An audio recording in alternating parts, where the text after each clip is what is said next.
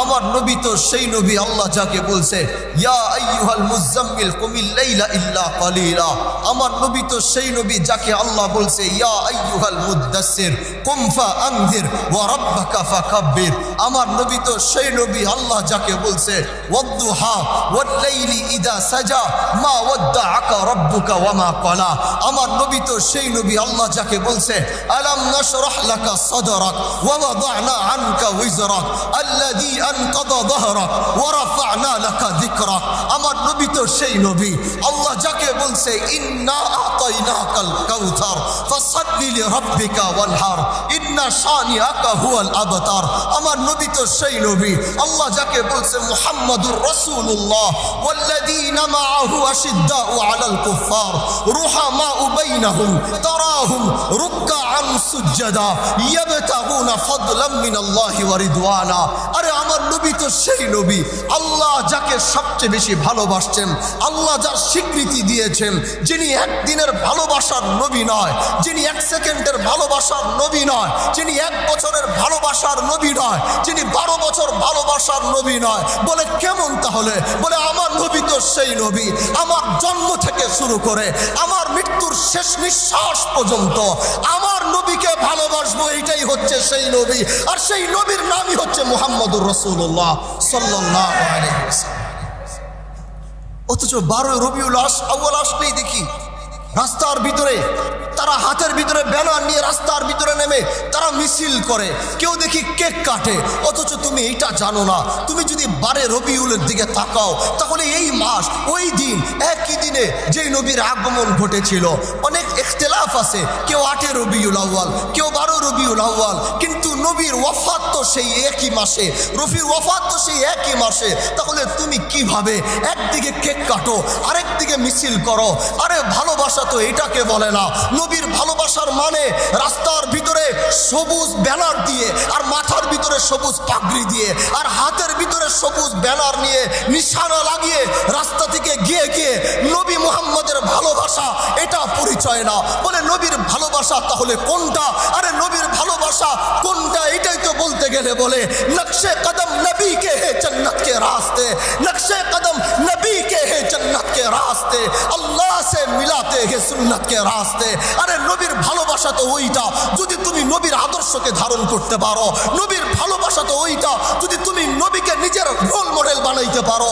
আরে নবীর ভালোবাসা তো ওইটা যদি তুমি নবীর প্রতিটা সুন্নতকে জিন্দা করতে পারো।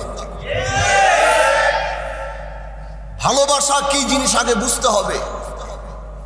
ভালোবাসা অনেক রকম আছে, কিন্তু তুমি আল্লাহর থেকে নবীকে বেশি ভালোবাসতে পারো নাই।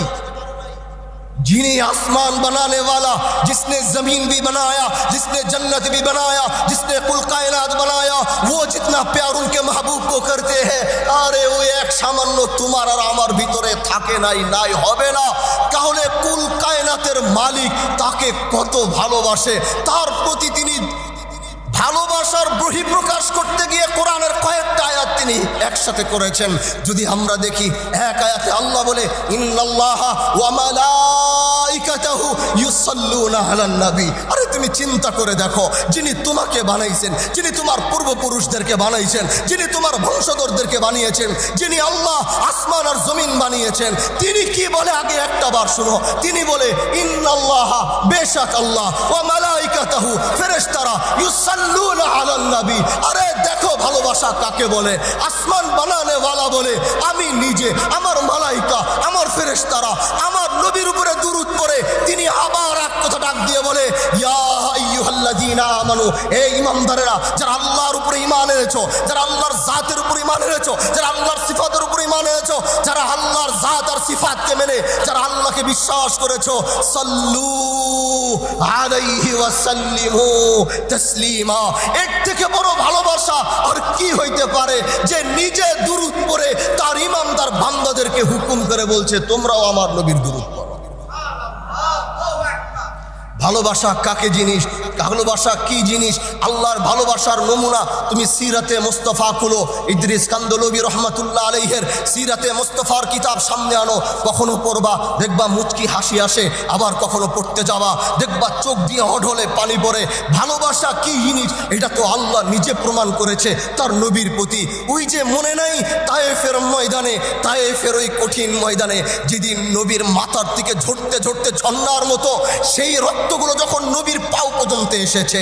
চামড়ার মোজা পরেছিল মুহাম্মদুর রাসূলুল্লাহ, আর এই চামড়ার মোজার ভিতরে, চামড়ার জুতার ভিতরে নিজের শরীরের রক্ত যখন চামড়ার জুতার ভিতরে এসে লাগে, শুকায়া যাওয়ার কারণে নবীর পা থেকে চামড়ার জুতাটা খোলা যাচ্ছিল না। ওই দিন আল্লাহ এত ব্যথায় ব্যথিত হয়েছিলেন, এজন্য জাবালের সব ফেরেশতাদের সরদারকে পাঠিয়ে বলেছিল, যাও গিয়ে দেখো আজ তায়েফের মাটি রক্তাক্ত, গিয়ে দেখো আজ তায়েফের মাটির কি অবস্থা, যেখানে রহমাতুল লিল আলামিন পড়ে আছে, যাও তাকে গিয়ে জিজ্ঞাসা করো আজ তার উপরে যে অত্যাচার হয়েছে, আজ যে জুলুম তার উপরে হয়েছে, উনি কি চায়। উনি যদি বলে যে হ্যাঁ এই জুলুমের বিচার তিনি চায়, তাহলে তাকে শুনিয়ে দিও আল্লাহ এই তায়েফের অস্তিত্ব রাখবে না, এই তায়েফ নামক শহর এই পৃথিবীর মানচিত্রের ভিতরে থাকবে না, এই তায়েফ চূর্ণ বিচূর্ণ হয়ে যাবে। জাবালের ফেরেশতারা সরদারে কায়নাতের কাছে এসে যখন এই বাক্যটি উচ্চারণ করেছিল, এর থেকে বড় রোল মডেল আর কি হতে পারে, এর থেকে বড় আদর্শ পৃথিবীতে আর কে হতে পারে। তোমার আদর্শ, তোমার রোল মডেল বানিয়েছো তুমি ওই নায়ককে, তোমার রোল মডেল বানিয়েছো তুমি ওই নাট্যমঞ্চের নর্তকীকে, কিন্তু আমাদের এত বড় রোল মডেল থাকার পরেও সমাজ ব্যবস্থা ভেঙে যাওয়ার একটাই কারণ, নবী মুহাম্মদুর রাসূলুল্লাহ সেই রোল মডেলকে বাদ দিয়ে আমরা যখন দুনিয়ার মানুষকে আমাদের রোল মডেল বানিয়েছি, সেদিন থেকে আমাদের সমাজ ব্যবস্থা ভেঙে গিয়েছে, সেদিন থেকে আমাদের তরুণরা রাস্তা হারিয়ে ফেলেছে, সেদিন থেকে সমাজ থেকে সব অন্যায় অবিচার দিয়ে পুরো সমাজ একাকার হয়ে গিয়েছে। ওই দিন নবীর আদর্শ দেখো, নবী চাইলে জবান থেকে বের হতে দেরি, তায়েফের পাহাড়গুলো ঝরে পড়তে দেরি হয় না, নবীর জবান থেকে বের হতে দেরি, অথচ গোটা তায়েফ চূর্ণ বিচূর্ণ হতে দেরি হয় না। ওই দিন আমার নবী কি বলেছিল সেটাই সিরাতে মুস্তাফা আমাদেরকে বলিয়েছে। আল্লাহর নবী তাদেরকে ডাক দিয়ে বলছে, আমি তো ওই নবী, আমি তো তার ওই মাহবুব, আমি তো তার ওই মুহাম্মদ, তার ওই আহমদ, তার তাহা, তার সেই ইয়াসিন, আমি তো ওই নবী যাকে আল্লাহ রহমাতুল লিল আলামিন বলেছে। আমি জানি যদি আমি বলবো আল্লাহ গোটা তায়েফ নগরীকে চূর্ণ করে দিবে, বিচূর্ণ করে দিবে, কিন্তু আমি তো ওই নবী না যে নবী তার উম্মতের উপরে বরদোয়া করবে, আমি তো ওই মুহাম্মদ না যে মুহাম্মদ তার উম্মতের উপর বরদোয়া করবে। ওরা আমাকে চিনে নাই, ওরা আমাকে জানে নাই, ওরা আমাকে বুঝে নাই আমি কে, ওরা নিষ্পাপ, ওরা আমাকে না জেনে মারছে, ওরা আমাকে না জেনে রক্তাক্ত করেছে, ওরা আমাকে না জেনে আঘাত করেছে। আল্লাহু আকবার। নবীর এই কথার পরে আল্লাহ সবচেয়ে বড় পুরস্কারে পুরস্কৃত করেছিলেন, যেই পুরস্কার পৃথিবীর কোন পয়গম্বরকে আল্লাহ করেন নাই। দুনিয়ার জমিন থেকে 7 আসমান ভেদ করে কেউ যদি আল্লাহর সাথে মোলাকাত করে, ওই মোলাকাত শুধু একমাত্র নবী মুহাম্মদুর রাসূলুল্লাহ করেছেন। আপনি কোন নবী, ভালোবাসা কি জিনিস সেটা তো আল্লাহ আমাদেরকে দেখিয়ে দিয়েছেন। তায়েফের সেই সফরের পরে নবী যখন মক্কার মাটিতে ফিরত এসেছিলেন, পৃথিবীর সবচেয়ে বড় পুরস্কারে পুরস্কৃত করেছেন, যেটা আল্লাহ পৃথিবীর কোনো নবী